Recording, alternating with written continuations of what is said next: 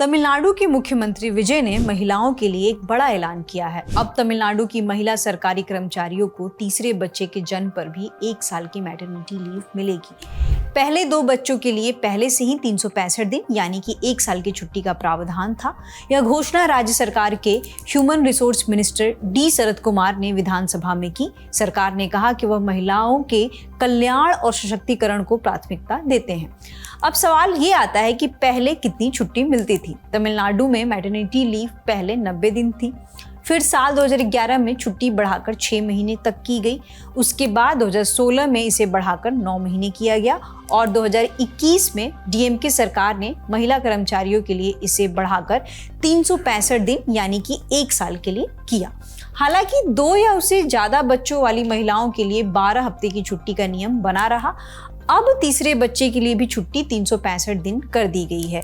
इसी बीच एक और वाकया हमारे सामने आया। पहली बार विधायक बनी टीवीके की आर पल्लवी अपने नवजात बच्चे को लेकर विधानसभा पहुंची थी। उन्होंने बच्चे को विधानसभा में एक देखभाल करने वाली महिला के पास छोड़ा और खुद सदन की कार्यवाही में शामिल हुई।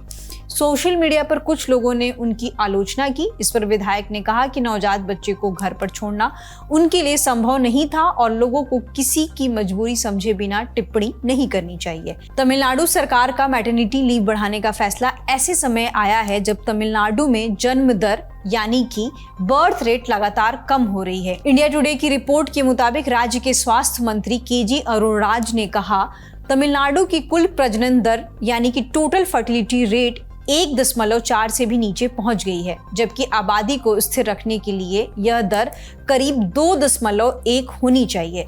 राज्य की करीब 16% आबादी 60 साल से ज्यादा उम्र की है। सरकार को चिंता है कि आने वाले समय में बुजुर्गों की संख्या बढ़ने और युवाओं की संख्या कम होने से कई चुनौतियां पैदा हो सकती हैं।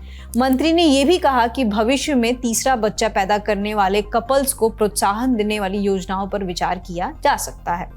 तमिलनाडु सरकार का यह फैसला बहुत ही सिग्निफिकेंट है, क्योंकि इस मामले में केंद्र सरकार के फैसले को देखेंगे तो मैटरनिटी बेनिफिट एक्ट 1961, जिसका साल 2017 में संशोधन किया गया था, उसके मुताबिक महिला कर्मचारियों को पहले 2 बच्चों के लिए 26 हफ्ते यानी 182 दिन की पेड मैटरनिटी लीव मिलती है।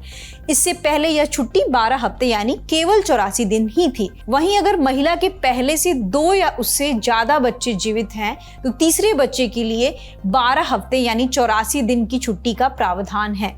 यानी 26 हफ्ते की छुट्टी सिर्फ पहले 2 बच्चों के लिए है, जबकि तीसरे बच्चे के लिए कानून के तहत 12 हफ्ते की छुट्टी मिलती है। फिलहाल इस खबर में इतना ही। मैटरनिटी लीव के मुद्दे पर आपकी क्या राय है, आप हमें कमेंट सेक्शन में बता सकते हैं। शुक्रिया।